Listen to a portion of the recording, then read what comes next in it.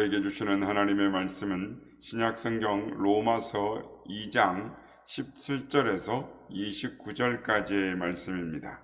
로마서 2장 17절에서 29절까지의 말씀을 교독하시고 마지막 절은 함께 합독하시도록 하겠습니다.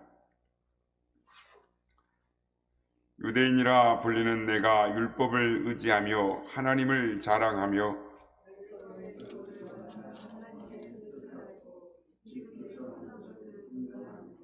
맹인의 길을 인도하는 자요 어둠에 있는 자의 빛이요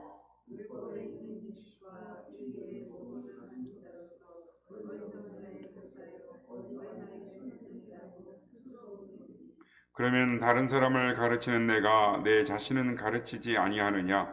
도둑질하지 말라 선포하는 내가 도둑질하느냐?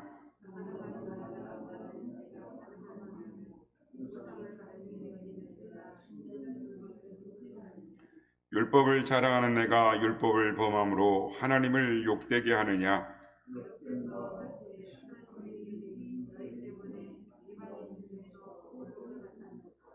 내가 율법을 행하면 할례가 유익하나 만일 율법을 범하면 내 할례는 무할례가 되느니라.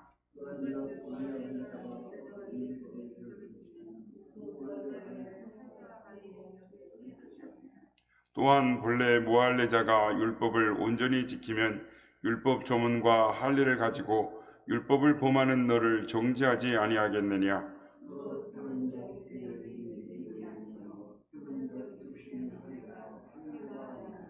다 함께 읽겠습니다. 오직 이면적 유대인이 유대인이며 할례는 마음에 할지니 영에 있고 율법 조문에 있지 아니하는 것이라. 그 칭찬이 사람에게서가 아니요 다만 하나님에게서니라. 아멘. 할렐루야. 오늘도 우리 예배 가운데 함께 하신 주님을 찬양합니다. 그리고 오늘도 새벽을 깨워 기도의 향연을 하나님 앞에 예배하는 우리 모든 성도님들께 하나님의 은혜와 평강이 함께 하시길 기원드립니다. 오늘 본문은 이 말씀과 삶이 일치하지 않는 유대인들의 잘못을 지적을 하고 있습니다. 그러니까 어제는 우리가 구원이란 무엇인가, 이렇게 극단적으로 말하면 당신에게 수천억을 주겠으니 구원을 포기하고 지옥을 가겠는가? 이렇게 물어보는 것이죠. 그러니까 구원이란 무엇인가? 그렇다면 오늘은 구원받은 자의 신앙은 어떠해야 되는가라는 것을 말을 하고 있는 것입니다. 유대인들은 자신이 유대인인 것에 대하여 대단한 자부심과 우월감을 가지고 있었습니다. 그들은 이방인으로 태어나지 않는 것을 감사했고 세계에서 가장 자랑스러운 혈통을 자랑했습니다. 실제로 하나님은 그들을 선택했고 그들을 통해 예수 그리스도 메시아를 이 땅에 보내셨고 또한 메시아를 통하여 온 세계가 하나님의 복을 받도록 하시겠다라는 이 약속, 언약을 해주셨습니다. 이 정도로 이 보장받은 민족이라면 대단한 축복을 받은 민족이면 틀림없습니다. 그런데 그들은 우월감이 지나친 나머지 잘못된 길을 걷게 되었습니다. 하나님은 그들의 근본적인 문제를 지적하십니다. 유대인이라고 칭하는 내가 라고 그렇게 말합니다. 이 말은 유대인이라는 이 우쭐대는 내가 라는 말입니다. 그들이 잘못된 가진 이 특권의식을 말씀하는 것입니다. 그들은 율법을 의지하며 하나님을 자랑했습니다. 그들은 오직 유대인만의 하나님이다 라고 자랑을 했습니다. 독선을 가졌습니다. 무엇보다도 유대인에게 특히 우월한 점은 그들에게 하나님의 말씀, 즉 율법을 맡기셨다라는 것입니다.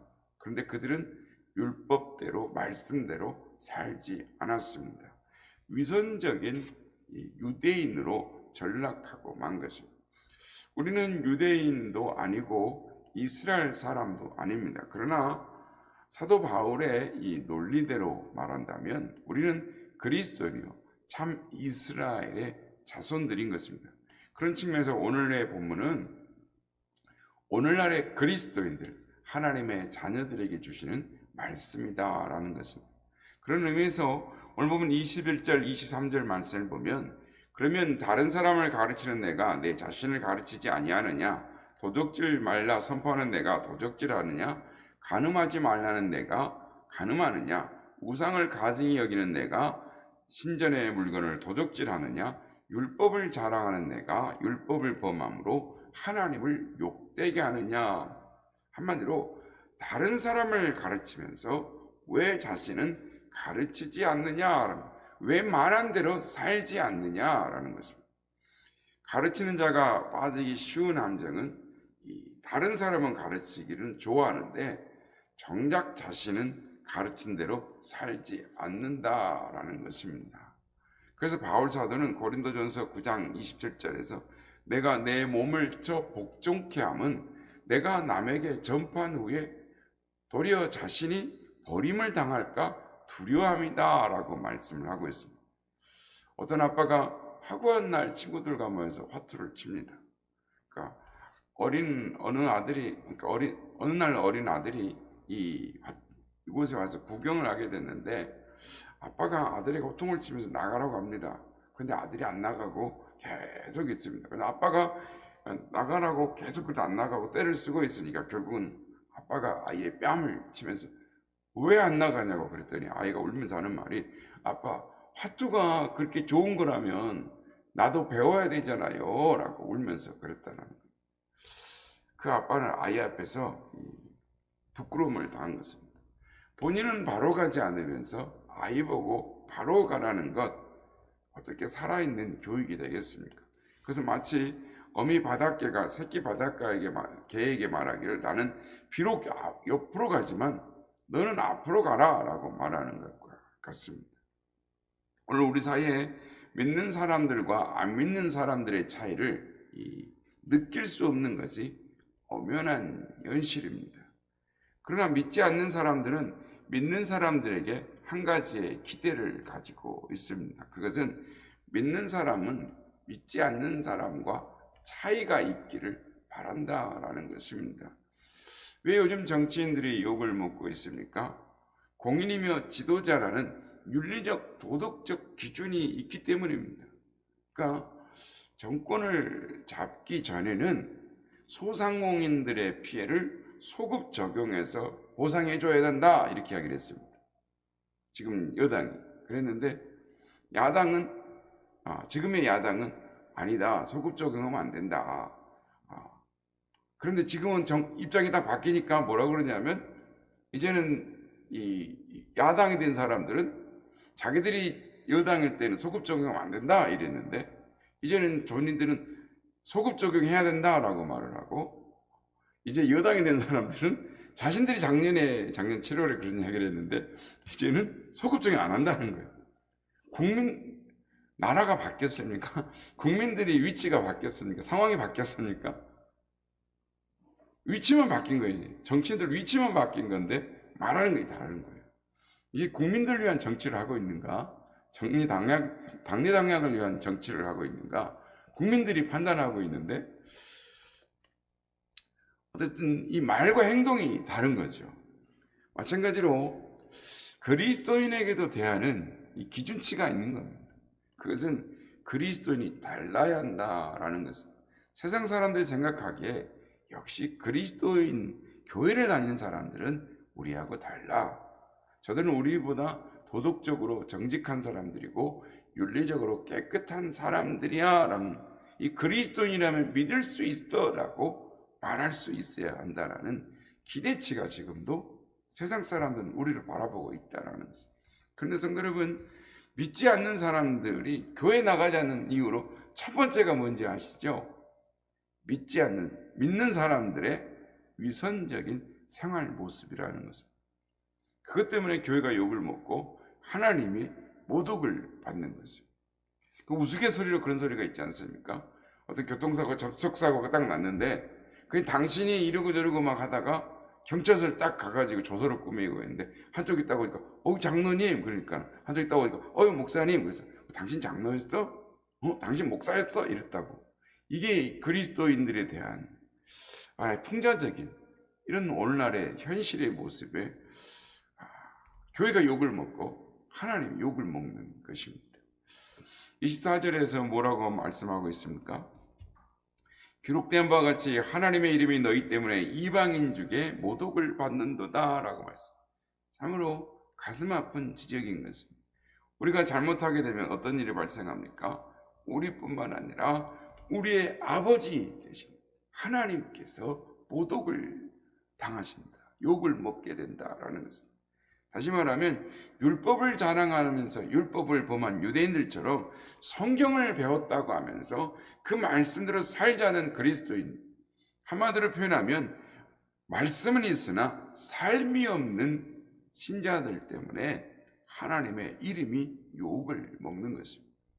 주님은 마태복음 5장 13절에서 이렇게 말씀합니다. 너희는 세상의 소금이니 소금이 만일 그 맛을 잃으면 무엇으로 짜게 하려? 후에는 아무 쓸데없어 다만 밖에 버려져 사람들에게 밟힐 뿐이니라.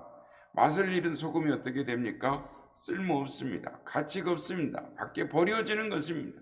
사람들의 발에 밟히는 것입니다. 성도 여러분, 요즘 세상 사람들에게 밟히는 그리스도인들의 모습을 자주 보게 되는 것입니다. 한국교회가 언제부턴가 대형 사고에 노이져 걸려요. 요즘 대장동 사건 나오면 자세히 들여다보면 거기 대부분이 그리스도인이 있을 겁니다. 교회 좀 다니는 사람 다 그리스도인들.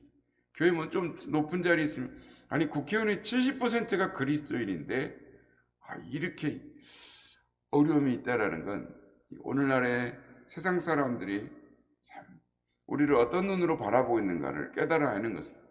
이 시간 주님의 준엄한 말씀을 우리는 들어야 하는 것입니다. 나더러 주여 주여 하는 자마다 다 천국에 들어갈 것이 아니요 하늘에 계신 내 아버지의 뜻대로 행하는 자라야 들어가리라. 마태복음 7장 22절에 위선적인 종교인들의 변명이 기록되어 있습니다. 주님에게 버림받은 그들이 이렇게 말을 합니다. 우리가 주의 이름으로 선지자 노릇을 하고 주의 이름으로 귀신을 쫓아내며 주의 이름으로 많은 권능을 행하지 아니하였나이까. 그러나 주님의 답변이 무엇입니까? 내가 너희를 도무지 알지 못하니 불법을 행하는 자들아 내게서 떠나라 라고 말씀. 그들은 주님의 이름으로 많은 일을 했지만 자기 뜻대로 했지 주님의 뜻대로 한 것이 아니라는 것입니다. 선지자 노릇은 했지만 선지자가 아니었다라는 것입니다. 여기서 우리는 중요한 한 가지 사실을 명심해야 합니다.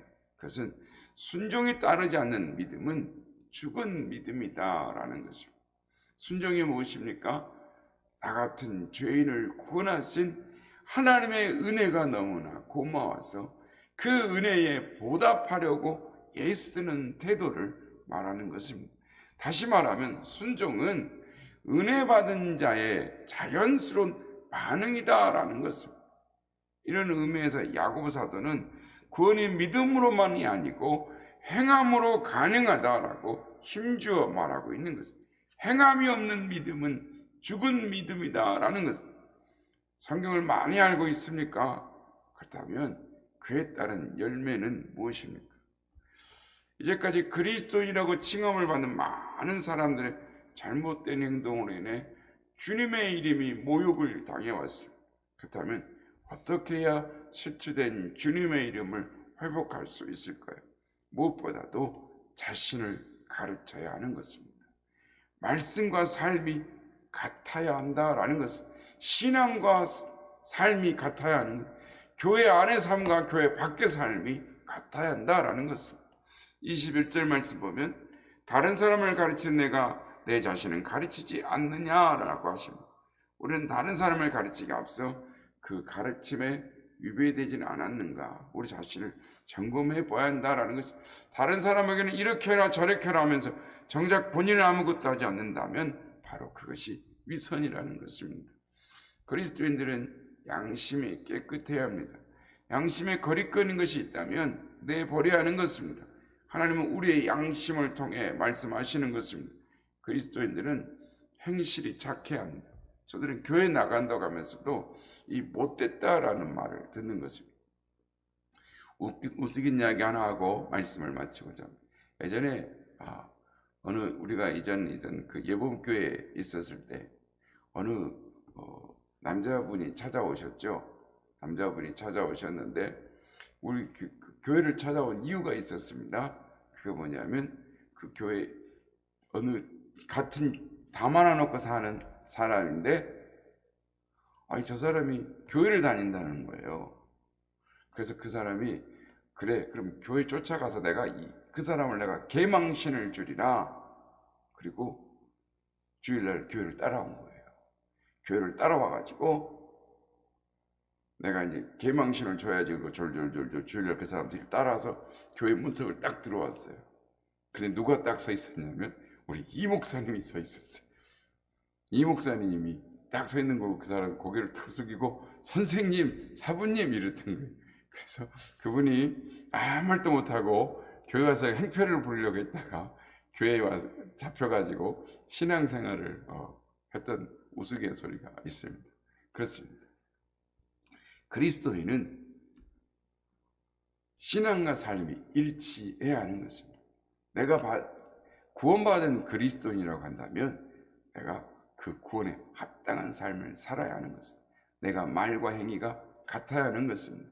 신앙생활과 교회, 우리의 삶의 생활이 같아야 하는 것입니다. 오늘 우리 교회의 표 중에 하나가 5대 비전 중에 하나가 신앙과 삶이 회복되는 신앙 공동체를 세우는 것입니다. 우리가 오늘도 하나님의 말씀대로 선한 이웃들이 되어져서 하나님의 사랑으로 선한 영향력을 끼쳐서 그리스도인들이 하나님의 말씀대로 살아가는 그리스도인들이 있구나.